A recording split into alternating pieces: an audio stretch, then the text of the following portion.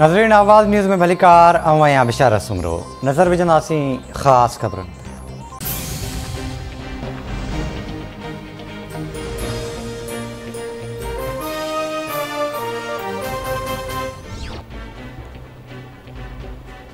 मुल्क में सीड़पकारी वधाइण लाइ हुकूमत जो वॾो क़दम। वज़ीर आज़म शहबाज़ शरीफ़ मुख़्तलिफ़ सेक्टर्स में सीड़पकारी वधाइण लाइ टास्क फोर्स जोड़ण जी हिदायत करे छॾी।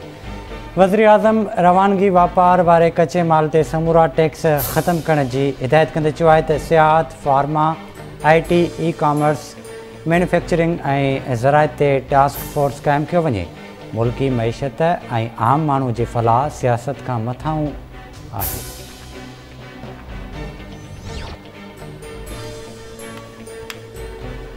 आलमी बैंक पाकिस्तान के 25 करोड़ 80 लख डॉलर्स कर्ज़ ॾियण जी मंज़ूरी ॾेई छॾी। World bank J board of chief executive directors रक़म जी मंज़ूरी ॾिनी। पाणी जे मसइले खे हल करण ऐं खोट खे ख़त्म करण लाइ प्रोजेक्ट शुरू करे रहिया आहियूं। डैमनि जी तामीर जो कमु तेज़ी सां मुकमिल कयो वेंदो। 2023 ताईं मेमन डैम जो कमु मुकमिल थी वेंदो। पाणी मसइलनि वारे वफ़ाक़ी वज़ीर ख़ुर्शीद शाह जी इस्लामाबाद में प्रेस कॉन्फ्रेंस। संदसि चवणु आहे त 3 मिलियन टन कणिक ॿाहिरां घुराए रहिया आहियूं। हारियुनि जी सहूलियत लाइ ज़रई शुबे जे टैक्सनि में घटिताई कई पई वञे। इमरान ख़ान जेके ॻाल्हियूं करे रहियो आहे उनजो फ़ैसिलो आइन ऐं क़ानून कंदो।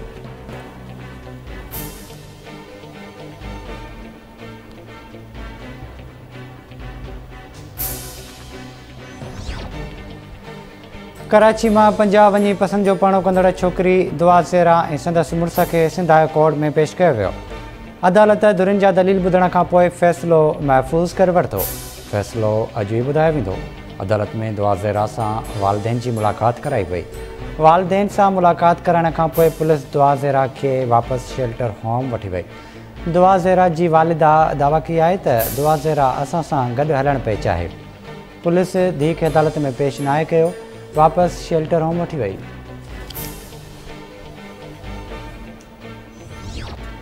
बलोचिस्तान जे इलाइक़े किला सैफुल्ला में क़ौमी शाहराह ते मुसाफ़िर वैन खाईअ में किरी पई।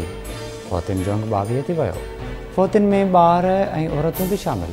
केतिरा ई ज़ख़्मी। समूरनि अस्पतालुनि में एमरजेंसी लागू कई वई। अॻूणे वज़ीर आज़म ऐं PP सेनेटर यूसुफ़ज़ा गिलानी सेनेट चेयरमैन जी चूंड सुप्रीम कोर्ट में चैलेंज करे छॾी। इस्लामाबाद हाई कोर्ट जे फ़ैसिले ख़िलाफ़ सुप्रीम कोर्ट में अपील दाख़िल। अपील में चयो वियो आहे त हाई कोर्ट जी सिंगल ऐं डिवीज़न बेंच जो फ़ैसिलो क़ानून ऐं हक़ीक़तनि जो बदिल आहे। इस्लामाबाद हाई कोर्ट जो फ़ैसिलो कलअदम करार ॾियण जी सज़ा। अॻूणे वज़ीर आज़म शाहिद खाकान अब्बासी चयो आहे त मसइलनि जो हल चूंडुनि में न आहे। असां 3 महीननि जो निगरान सेट बर्दाश्त नथा करे सघूं। मुल्की मईशत तबाह थी चुकी आहे। अॼु असां 21,000 मेगावाट बिजली पैदा करे रहिया आहियूं ऐं 29 जून ताईं 25,000 मेगावाट ताईं पहुची वेंदी ऐं मुल्क में लोड शेडिंग 2 कलाकनि खां घटि थी वेंदी।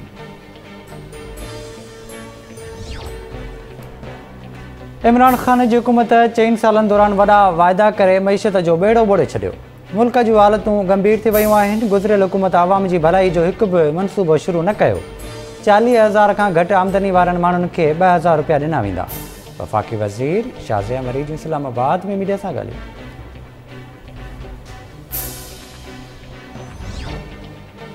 शहदाद कोट वेझो गड़ी खैरो रोड ते लोटर रिक्शा जो मोटरसाइकिल खे टक्कर। हिकु ॼणो फ़ौत, संदसि पुट ऐं भाइटियो सख़्तु ज़ख़्मी।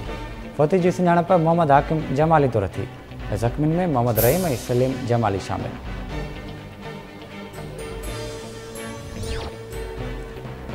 लाड़काने जी सेंट्रल जेल में कैदियुनि ऐं जेल इंतज़ामिया विच में 9 ॾींहं बि छिकताण जारी। कैदियुनि जो मानी ऐं पाणी न मिलण ते एहतिजाज। जेल अंदरि मुअल ॿिली जी वीडियो बि वायरल थी वई। कैदियुनि इल्ज़ाम हणियो त जेल इंतज़ामिया ज़ुल्म जी इंतिहा करे छॾी। बुख ते ॿिलियूं बि मरण लॻियूं आहिनि। जेल इंतज़ामिया मूजिबि कैदी ब्लैकमेल करे रहिया आहिनि। कानून जी भञकड़ी बर्दाश्त न कंदासीं।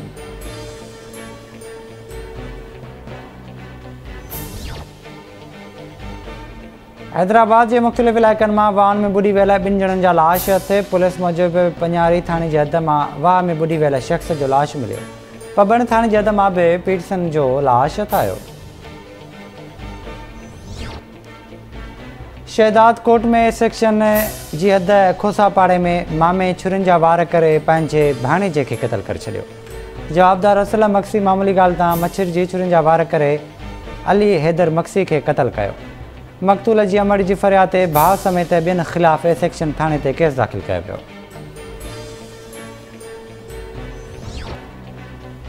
घोटकी वेझो कमंद जी फसल मां मुबैना तौर तशदुद थियल लाश इतलात सरहद पुलिस वाक़िआ हंधि पहुची लाश खणा अस्पताल मुंतक़िल कयो। पुलिस जो चवणु आहे त फ़ौती जी सुञाणप बशीर अहमद लखण तौर थी। बाडर भरिसां सेड़ वारे इलाइक़े में राइस केनाल मां हथायल लाश जी सुञाणप बाडर वासी माशूक फुलपुट तौर थी।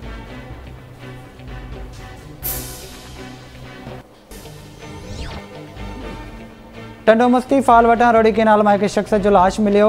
इलाइक़े वासियुनि जे इतलाह ते पुलिस पहुची लाश अस्पताल मुंतक़िल कयो। सुञाणप ठेड़ी वासी नौजवान हमीर अली मेमन तौर थी।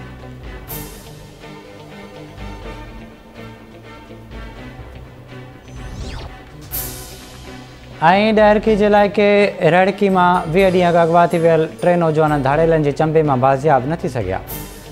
मुगविन नसीर सुमरो, सद्दाम सुमरो, आकिब समेजो जे वारसनि खे धाड़ेलनि जो फ़ोन। नौजवान जी बाज़ियाबी लाइ वारसनि खां 50 लख रुपया रोक रक़म ऐं 2 टच मोबाइल फ़ोन तलब।